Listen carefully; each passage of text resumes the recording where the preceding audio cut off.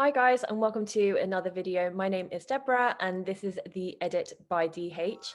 As you can tell, for the first time today, I have an amazing person right next to me. I will introduce you properly to Sophie in just a moment. Just wanted to discuss the nature of this video.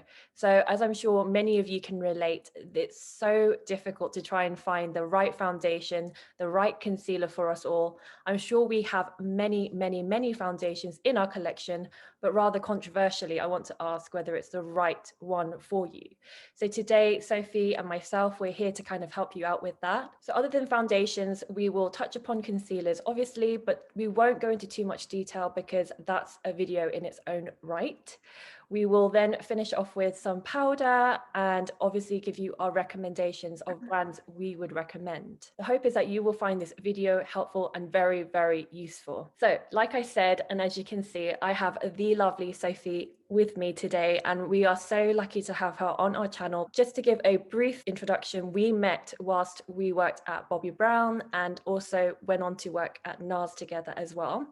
Through our working history and relationship, I guess, we have managed to become really good friends. And when I approached Sophie to do this video, thankfully she was willing to do it. So Sophie, if you want to just explain a little bit about yourself. I've been a makeup artist for about 9 years now. I started my journey with Bobbi Brown back in the day, and then obviously moved on to NARS with you. So for both brands, I worked as part of the education team, which was awesome because you kind of feel like you're meeting new people all the time and constantly learning. So yeah, I felt really fortunate to be part of the teams with both brands. As for career highlights, meeting Bobbi, I mean, it's pretty awesome, isn't it? It's got to be up there. I met her a few times. I felt so fortunate, like she's my hero. She still is my hero, really, let's face it. So meeting her was pretty awesome. And then doing makeup for 𝕕𝕤𝕚𝕓𝕤𝕖, who is now the ex-editor-in-chief at British Vogue. She was amazing, and it was such a pinch me moment in my career. I was on cloud nine. It was just amazing. And I still think about it to this day. So I think that's got to be up there in my career highlights. And now I work as a freelance bridal makeup artist, which I guess was always kind of my long-term career kind of goals. And I absolutely adore what I do. But obviously I haven't done it for about a year now because of everything that's gone on, but can't wait to get back to it. One thing we have in common makeup wise is and I think this is something that stemmed from Bobbi days, right? Where we really love skin to look like skin. And we believe that you should be emphasizing your natural beauty as opposed to, I don't know, trying to change your features and look like someone you're not ultimately. So guys, I guess there's a couple of things that you need to know before color matching. And the first thing would be your undertone. And then the second thing would usually be your skin type. So understanding both of those before color matching is usually super helpful. So I guess when it comes to undertones, there's kind of three main categories, would you call them? So there's warm, then there's neutral, and then there's cool. There's a couple of ways that I kind of like to speak about when it comes to undertones, about how you can best understand your undertone if you're not sure. And the first way is to look at what your skin does when it hits the sun. So if let's say you've been lying in the sun for an hour, do you tan instantly quite a golden color, or do you burn straight away and you just don't get any color at all for a couple of days? And then the other way that a lot of brands kind of speak about when you go into a counter perhaps would be the veins test. And I think from my experience, MAC are quite big on this. I don't know if they still are, but this is where I kind of heard it from, was by looking at the veins on your wrist. If your veins on your wrist are predominantly blue or purple, that would indicate you're more of a cool undertone. But if the veins on your wrist are a little bit more green, then it would indicate you're maybe more of a warm undertone. But I'm not sure that always 100% works. But if you're not sure, it's quite a good indicator. That's interesting. So how would you describe your undertone, Soph? So it's a bit tricky because I fake tan. I'm sure there's lots of people that follow you that also like a bit of fake tan. And I've used it for so many years just to give me a bit of warmth. So it can be tricky to tell because fake tan is usually quite golden. But if I look at my wrists, I'd say they're quite greeny. So I guess I am quite warm in general. What do you think about yourself? Obviously, I do feel like, yeah, generally I have golden undertones in my skin, as you can see on my forehead. with your analysis earlier, I do tend to go quite golden when I'm in the sun, but I'm also a bit weird in that I do get red as well. So it's a bit Yeah. of both, but I get slightly red and then I go golden. So overall, I'm definitely golden, but you can see in my face, I do also have like a lot of redness. So I would say I'm kind of neutral golden, if that anything. Yeah, that makes sense. I think you can definitely be a mixture of the two. Yeah. So with the skin types, I think this is one that tends to confuse a lot of people. And when Sophie and myself, we used to work predominantly at Bobbi and Nars, we would have to investigate what the skin type was of each client. And it's something that I think a lot of people think or thought they knew, and actually they have a misconception or they've been told the wrong information by other people. So one common thing was, I have combination skin.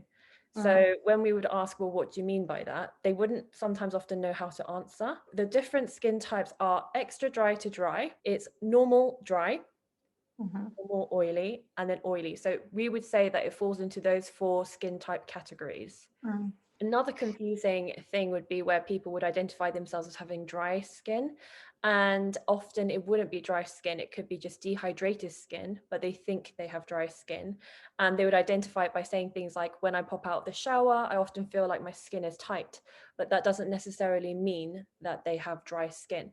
So I think being able to identify your skin type is a huge thing when choosing the right foundation for you, because if you do genuinely have dry skin and you're choosing a foundation that has more of a matte finish and is oil free, at some point it's going to dry out your skin and perhaps throughout the day cause more texture and fine lines on your face, basically. So identify your main concern, know your skin type, and by main concerns, I mean things like fine lines, dry skin, and or acne. Next step, skincare. So skincare is so important. And I've written here on my notes that even if it's just a matter of applying moisturizer, for the love of God, please apply something before foundation. Many people I find don't prep their skin properly before foundation. They just expect the foundation to work miracles, which we would love, but that's not the case. And so often it's your skincare that does all the hard work. So if I get complimented on my skin and people are like, oh my God, your skin's looking really glowy, that's just the point. My skin's looking glowy because of the base that I've applied underneath my foundation versus the foundation itself. When Sophie and I used to work together, we would apply makeup on our clients and they would love it. They'd buy the foundation. But on occasions, there were clients that would come back into store and say, it's really strange because when you guys applied it for me, it looked amazing. I went home, tried to apply it and didn't have the same effect or finish. And we would obviously again start investigating, and it would turn out they weren't using the right skincare, if any skincare at all.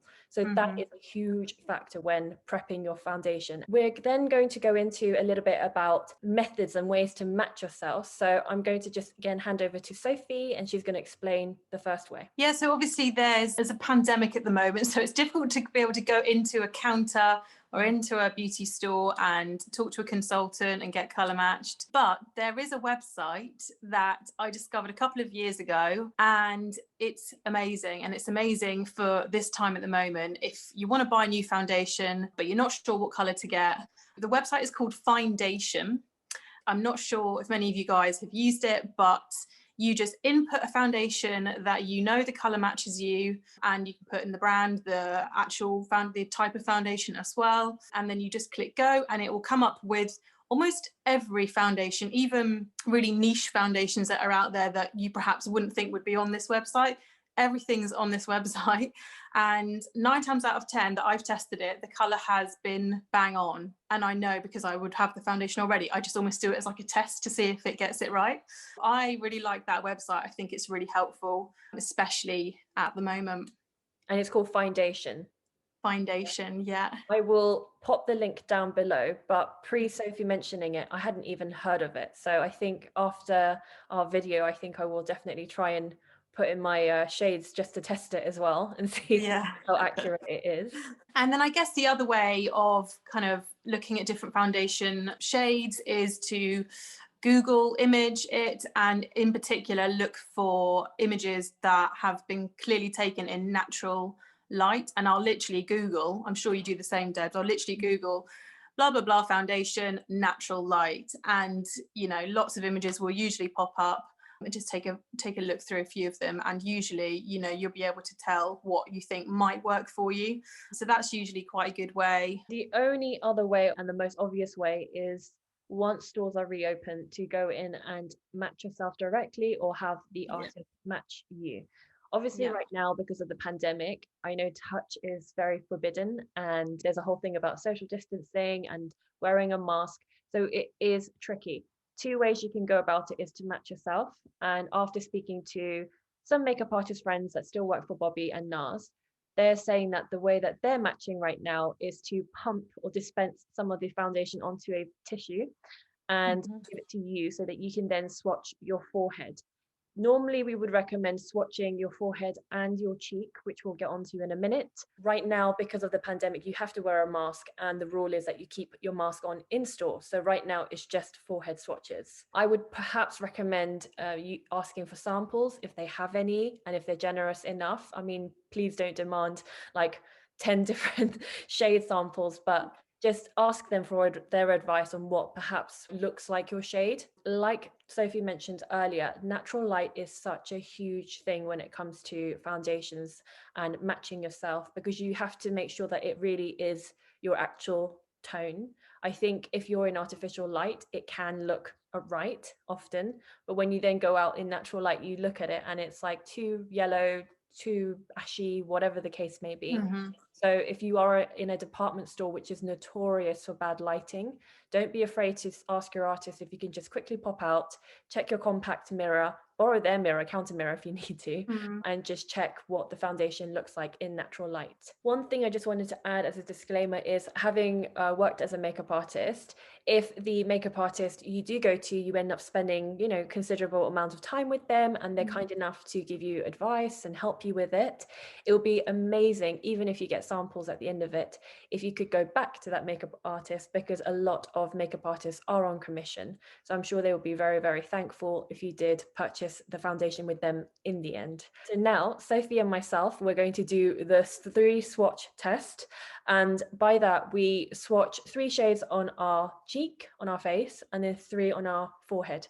And the main reason we do that is because really, obviously, often people have a lot of like coloration and pigmentation around this sort of central area of your face. But often with your forehead, it could be the warmest part of your face because you obviously get sun exposure as well.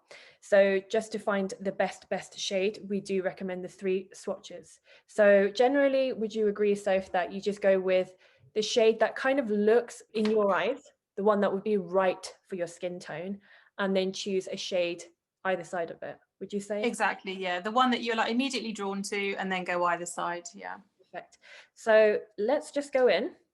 By the way, guys, if you didn't notice already, Sophie looks like she's got makeup on already, but can you believe she's bare skin right now? You can see I've got a lot of redness on my face, so I'm excited to put some foundation on right now. Same. So we've got our trusted BBE palettes here. Yeah. What shade have you gone in with? So I've done beige, warm beige, and natural. So you're thinking you're warm beige? Well, I would love to be warm beige at the moment. I'm not sure really with, I mean, I've done a bit of a fake tan, but warm beige is probably okay for me at the moment. It might be a tiny bit warm, but I think I can probably get away with it. What about you? I've got in the center warm ivory, and then I've got porcelain, and I've got sand. This is how much I've become paler during the pandemic, because I'm normally beige day to day, but I don't know. So you can see, guys, like with the porcelain, it's showing up as too white on my skin. On my forehead, it's worse because my forehead's warmer. With the sand, perhaps on my forehead, it could be okay, which it is. But then on my face, you can see it's quite yellow. So if I were to apply this all over my face, perhaps it would be a tad too warm. So here in the center, I've got warm ivory, and on my forehead in the center. And when blended out, actually, it blends out really nicely. Yeah, I agree. Natural's looking too yellow, stands out like a sore thumb, which is what we don't want. Beige is just looking too fair, like you said. Warm beige, I think I think it'll get away with it. Yeah, I think it's good. So using the BBU palette, obviously this, I don't know if you guys know it, is a dream for makeup artists. And I'm sure it's your best friend whilst you do your freelance job, Soph. I can't go anywhere without it. Yeah, it's amazing. And this is like the main tool used on like fashion weeks, for example, because literally it's so useful for every single skin tone you can think of. For the foundation side, they use the foundation stick, Bobbi Brown foundation stick, obviously. Mhm. However, Sophie and I are going to go in with our own choice of foundations. So we'll be back. We're going to apply it off camera and you'll see us miraculously transform afterwards. We look, well, I was going to say we look a little bit human. Sophie does. I look really pasty and like I need bronzer, which I'll do in a second. I just wanted to go through what we're wearing. I use the 𝕗𝕠𝕘𝕚𝕚. This is a bit controversial because of the price, but Yeah. the Radiant Cream Foundation is a very light tint, almost like a tinted moisturizer or BB cream. I use it all over my face to give a light coverage. And then finally finished with the Bobbi Brown Skin Weightless powder, which I believe has been discontinued in the UK, but they still sell it in the States and Asia. So this is what it looks like. And I've just applied it around my cheeks where I have more redness and pigmentation to give additional coverage. What have you got on, Soph? I'm going through a bit of a Charlotte Tilbury phase at the moment. I've put on some Light Wonder in the shade Medium 6, and I like this for every day because it's sort of lightweight, but still gives a bit of coverage, just looks like your own skin, and it gives a bit of a glow, and I love a glow. But I did want to give an honourable mention, just while we're on foundation, to something a little bit controversial. And I know you know that I use this, and you know it's been a bit of a favourite of mine for a few years, but it is Estee Lauder Double Wear. So it's a bit controversial because a lot of people say it's so heavy and it looks really cakey. However, I really like it because it stays on really well, as you'd expect, but also it works really well when you mix it with like a radiance boosting primer, such as the Nars. I use quite a liberal amount of this, small amount of this, and I find that it gives me like the perfect finish. I'm finding it a bit unnecessary to wear this at the moment. It's maybe a touch too much, which is why I'm quite enjoying the Charlotte Tilbury at the moment, but did want to give it an honourable mention because, you know, I've worn it for quite a few years. And yeah, I'd usually wear it for like work days, you know, if I'm off for like a long day. The reason why she's saying that the Estee Lauder Double Wear is controversial is because I feel like in the makeup world, especially amongst makeup artists, it's pretty much like Marmite. I don't feel like there's any middle ground with it. You either love double wear or you hate it. And like Sophie said, you either love it because it's quick application, quick coverage, it stays on all day, it doesn't budge. And in that regard, it's probably great for a bridal makeup foundation. But I personally don't like anything sort of full coverage. And yeah, there was a time I worked for Estee Lauder too, and I told Sophie that when I used to work on counter and double wear would sort of spill out of the pump, and nothing would get rid of it other than really strong chemicals. And I thought, well, if this is the case on the face, my gosh, I don't want to know.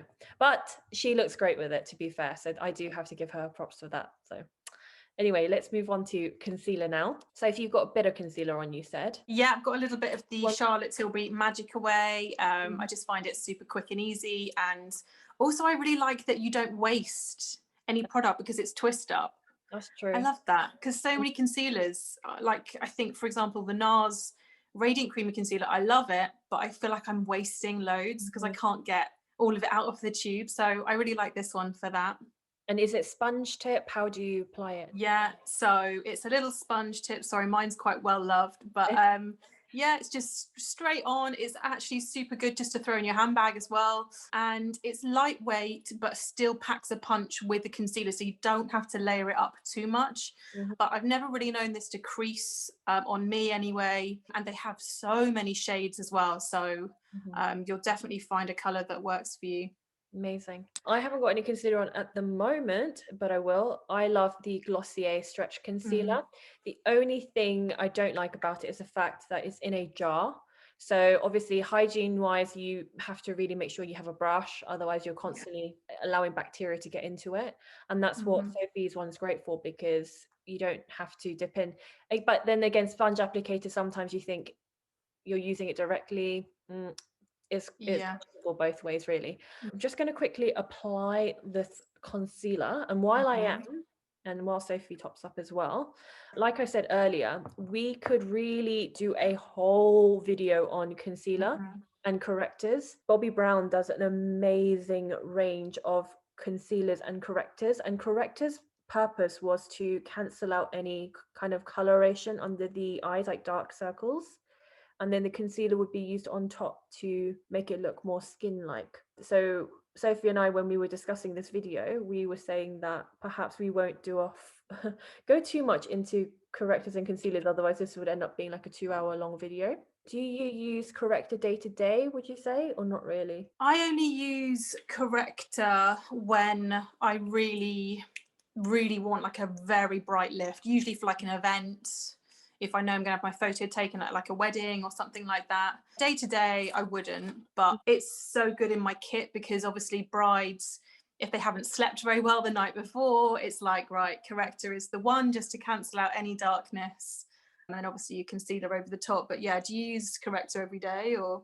I don't use corrector at all. I mean, it might sound obnoxious. I don't actually have any problems with dark circles. Yeah, you're blessed. Well, I wish, but my problem is puffiness.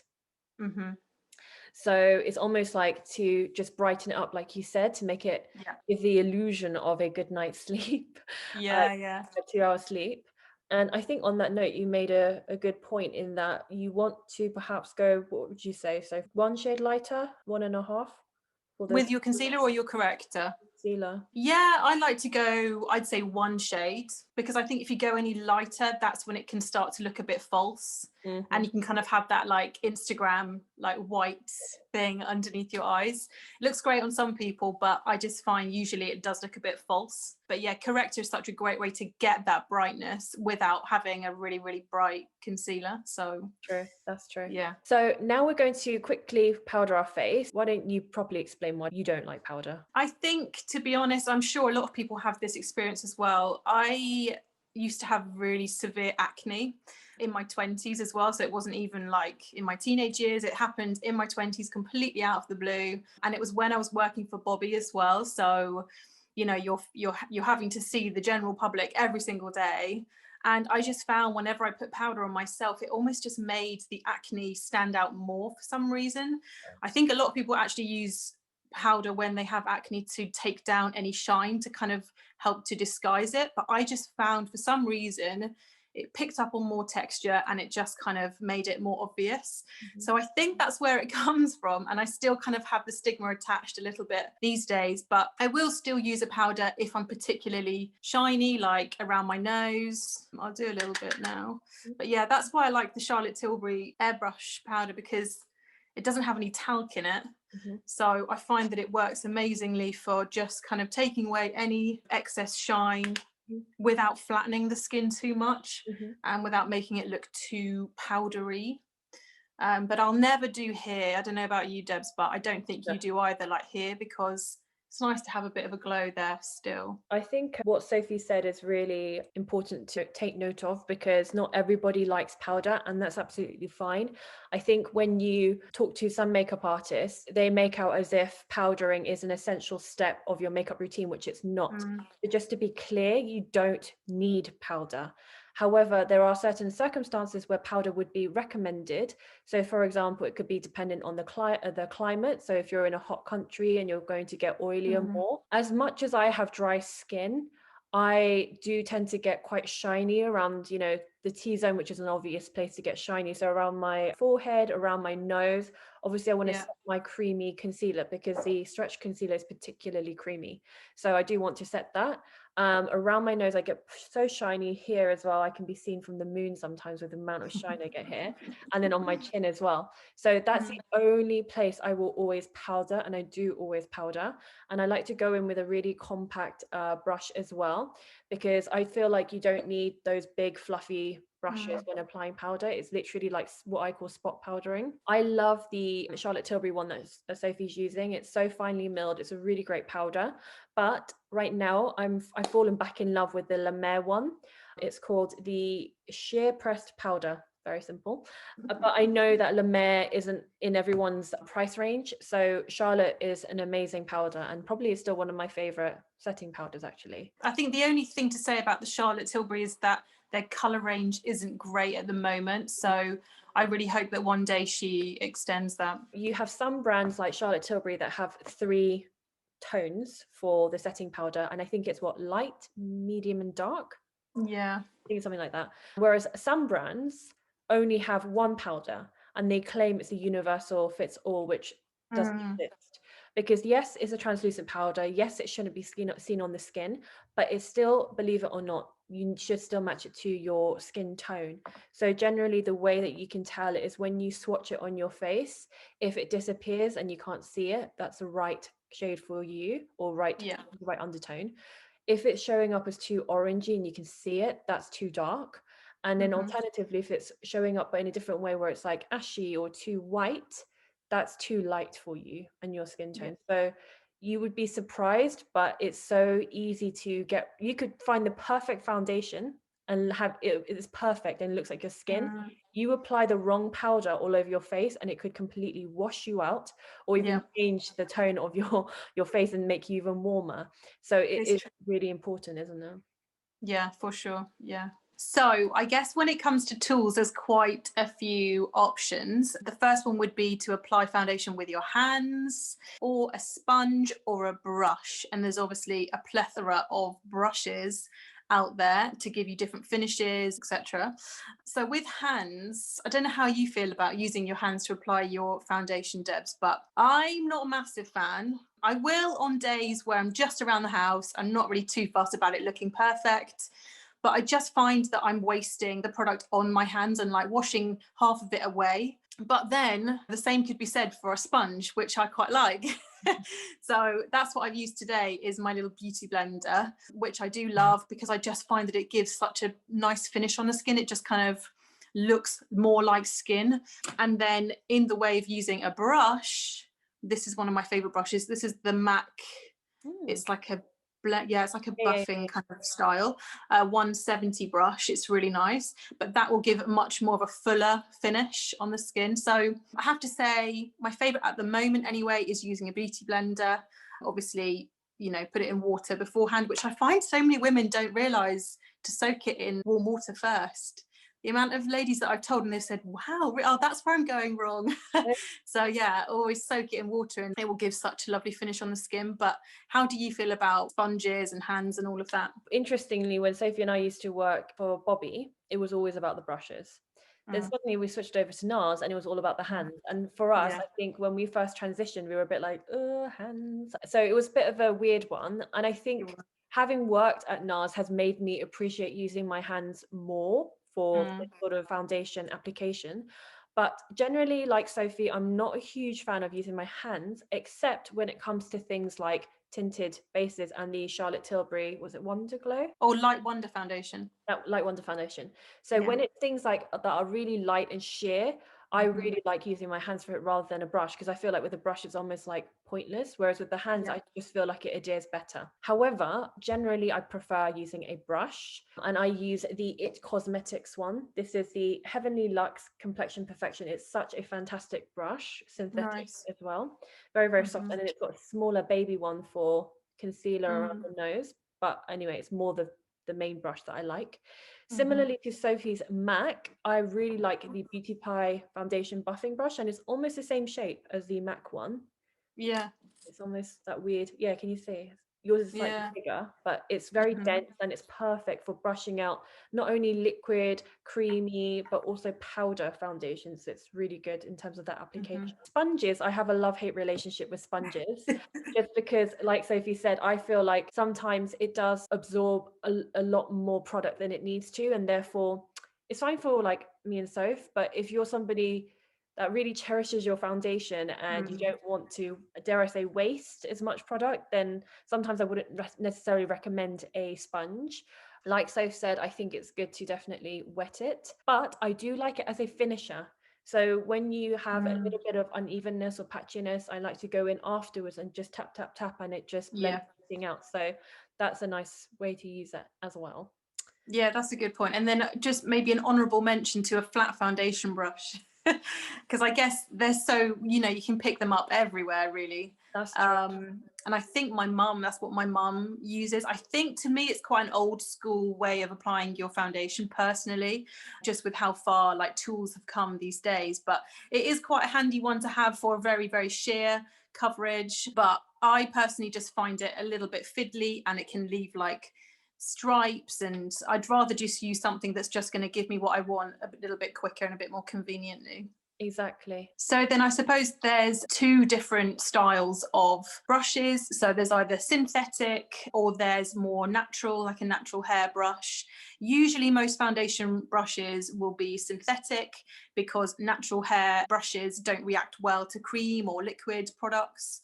But I suppose the only exception would be if it's a powder foundation, you might have a natural hair brush to give you a nice smooth finish. I think you'll find most foundation brushes, especially like this one, will be Taklon. I think it's usually Taklon are the brush hairs, which are synthetic and usually give a really nice smooth finish. It's about preference, right? Yeah, for sure. I agree completely. Yeah, it completely depends on what sort of finish you want, what kind of look you want for your skin. So yeah, but every option is out there. Definitely. Tools is so important. It's the same as everything else we've mentioned in this video. What tool you use will really like determine also how well your foundation applies or how well it sits on your skin. And people don't realize that, you know, brushes and tools are part of the investment. So I think the key word is investment. If you look after it properly, it will last you ages, honestly. Yeah. Before we finish on the video and give you our recommendations and things like that, just key things to remember. And I think this is a very, very important thing to remember, considering the times that we're living in, where it's very advertisement heavy, beauty campaign heavy, very Instagram influenced. A lot of people are influenced on their foundation choices based on trending foundations, trending brands. It could be the model that they've used in the advertising campaign who happens to have flawless skin. So that model could slather on mud from their garden and still look amazing, but perhaps it wouldn't have the same effect on us. Companies use heavy, heavy studio lighting, which can affect how the foundation appears under those lights. Plus, they're using filtering, face tuning. So many different tools to really change and adapt the way that foundation looks in these ad campaigns. So please, what I'm trying to say is don't be fooled by these adverts and these models. I really, really, really wouldn't go with what it looks like on them. Keep in mind the things that Sophie and I have taken you through today, which is about your skin tone, your skin type, the kind of finish you want, the kind of coverage you like, and not kind of being fooled by what they're trying to ultimately sell to you as a company. Rather interestingly, and in correct timing for this video, obviously you might have heard that the Advertising Standards Authority, ASA, have recently made a rule whereby big influencers and celebrities cannot use filters to endorse a product and perhaps make it look like the product is more enhancing than it really is. And honestly, for people like Sophie and I, we're elated at that news because we're so sick of seeing fake faces on the internet or on TV, and younger people especially being so influenced by that and thinking that in turn they're imperfect or they're flawed because of these, I say fake, but you know what I mean, fake and tuned and filtered faces on media, really. So just to keep that in mind. Yeah, I agree. I mean, the amount of times that I've had clients come to me with an image of something from a beauty campaign or something like that and said, oh, I want to look like this. Can you do this on me? And then, you know, perhaps we recreate something similar to it. And then they look at themselves and go, well, it's not like that. It's crazy, like the beauty world at the moment. But I think that news is absolutely amazing. And I think it's really going to change the game, hopefully, anyway. Another thing I'd advise is that with the beauty bloggers you follow, whether they have 100 followers or whether they have 2 million, is to be mindful of the kind of blogger that they are.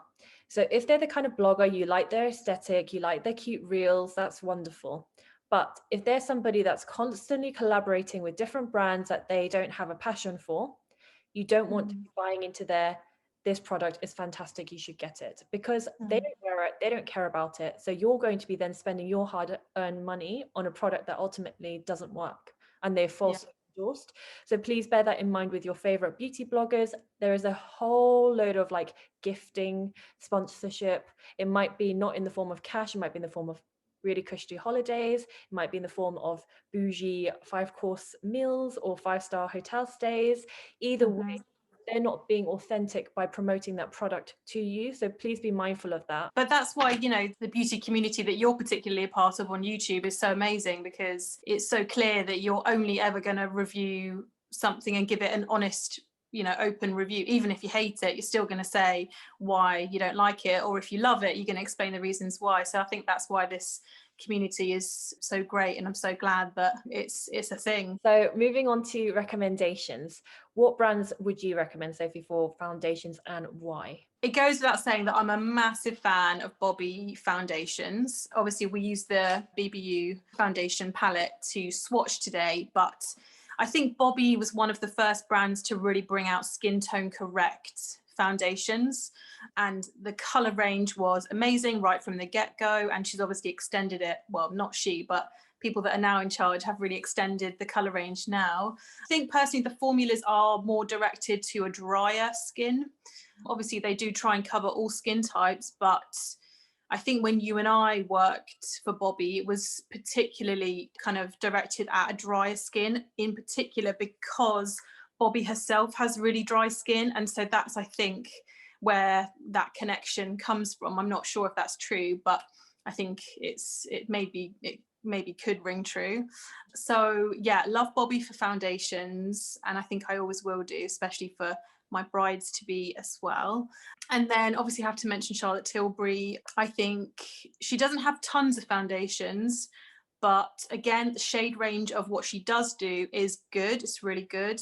And I do think her foundations are more directed to an oily skin. I find some of them a little bit on the matte side, can be a little on the heavier side, but if you have an oily skin and you do like a little bit of extra coverage, it's a good brand to look at.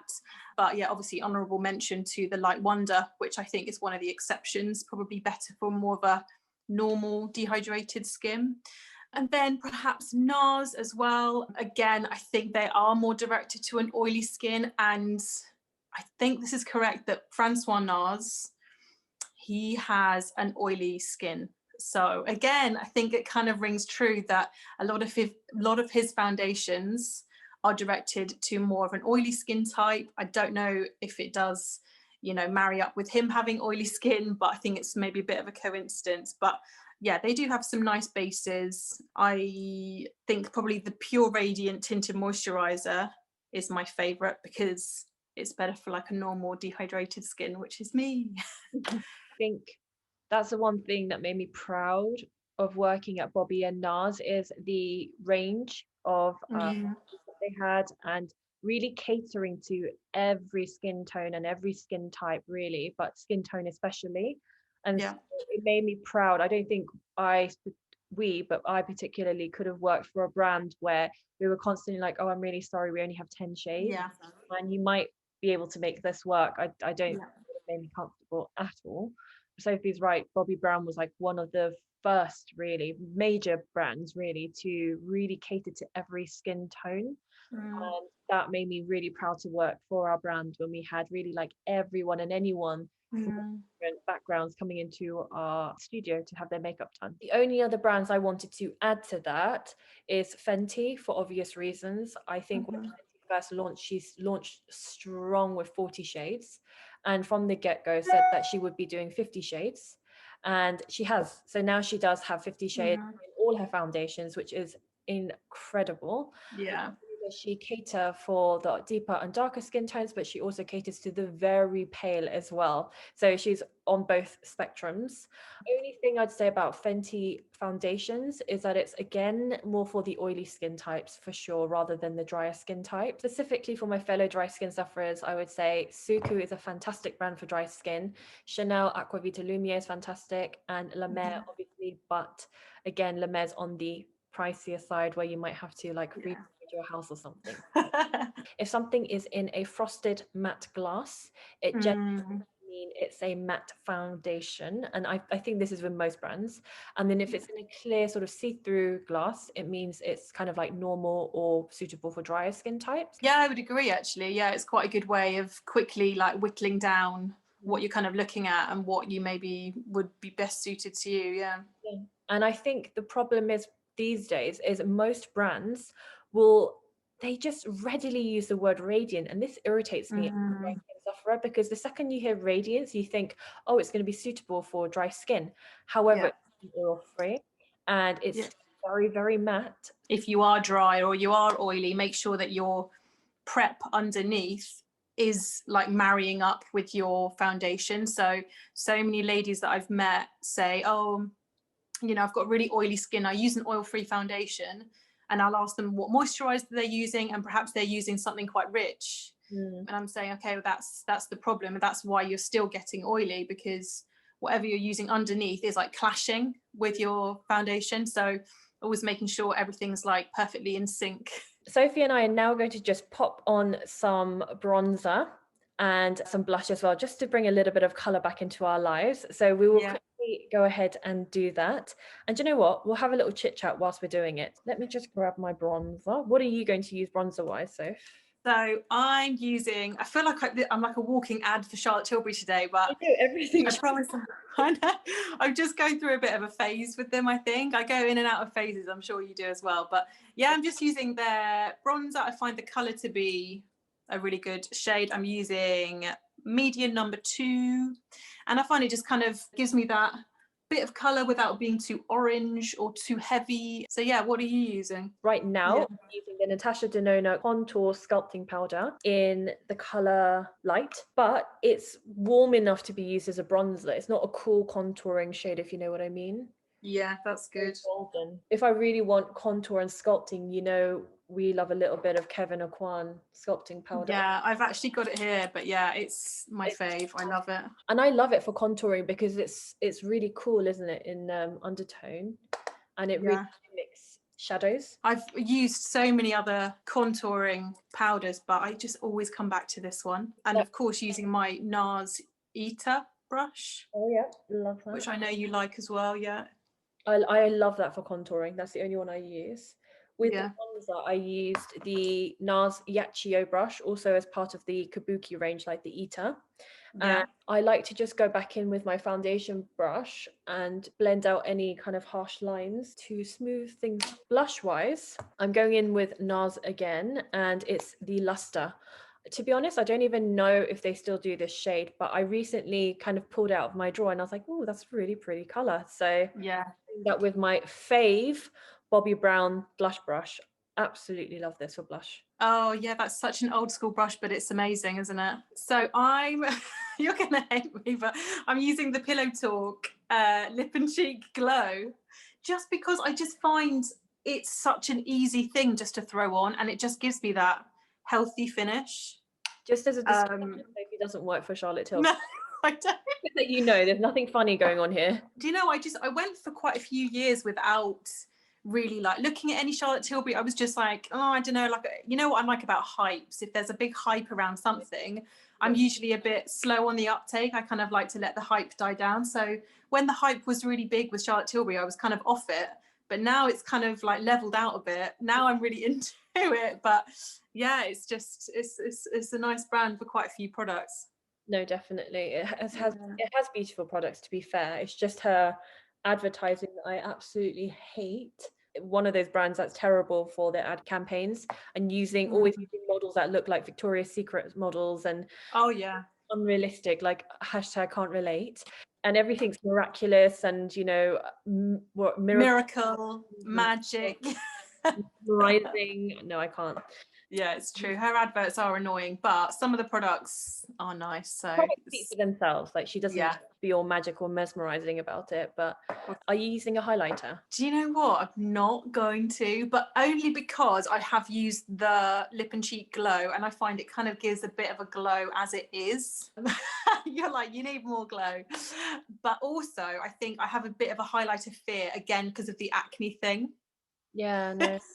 Because I used to run away from highlighter because of the acne. So I think that's still kind of a bit of a stigma in my mind. Which you don't have anyway right now. You've got, honestly, such lovely skin. But it's a habit. It's become a habit now, or like a fear, like you said. And now for that reason, even though you don't have that skin type anymore. Yeah, I know. It's silly, really, but No, it's not silly, but that's just the thing though, because like when you're using a highlighter, like the name says, you're highlighting that area. So if it's an yeah. area where you do have acne, you are going Mm. to be highlighting the acne. And in the same way, contouring is supposed to be hiding and creating depth, right? So Yeah. I will be using highlighter because I Yeah. love highlighter.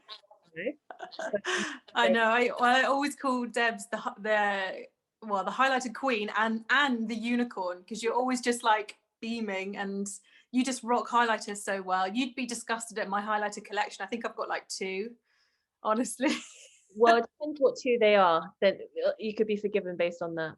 I am going to be using the Dior Backstage one, and I always tend to use the 2 top shades because they're more highlighter-y. You can see, It's amazing. So is it creamy or is it just powder? Wow. and this is again like, you know, we were talking about what tools you use, but Mm. Sophie knows this very well. But for you guys, depending on what tool you use, it will depend whether how much pigment it picks up from the product, and even the way that it applies foundation, highlighter, and lays it down. Some can just make it look more powdery and exacerbate the, Mm. whereas this, it glides on the skin and makes it look wet, and it literally just Yeah. sticks to the skin like wet gold. So. It looks really, really fresh. I think I'd probably like that one because it doesn't look too powdery, like you said. Yeah. So that's it, guys. I know that it was a slightly longer video, but we really wanted to make sure that you had all the, you know, useful information, relevant information to guide you to find the perfect foundation, as well as hopefully powder and concealer. Obviously, like we said, that is a separate video altogether. Since we had so much fun filming this video for you guys, we've already spoken about potential future collaborations, specifically on bridal makeup, because that, like Sophie said earlier, is a whole video class, masterclass, courses in its own right, and perhaps one on finding the right tones for blushes and lipsticks in the future as well, perhaps one on correctors and concealers. So please let me know your thoughts down below on whether that's something you'd be interested in. If you have any questions for me specifically, whether it's for this video or a future video idea that I've mentioned, please comment down below. If it's a question for the lovely Sophie, please feel free to ask down below and I can ask her and answer on her behalf.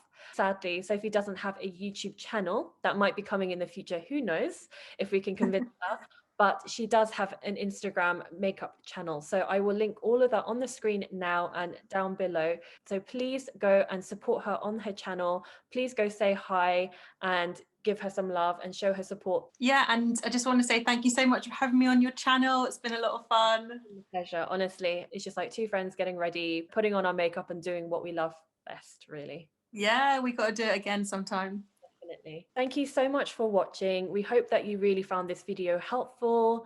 We'd love to hear your feedback, and hopefully I'll see you on the next one. Until next time, guys, take care. I don't know whether to wave or not. I did a wave. I'm going to add that. Cute. Butterflies in my stomach, butterflies in my chest.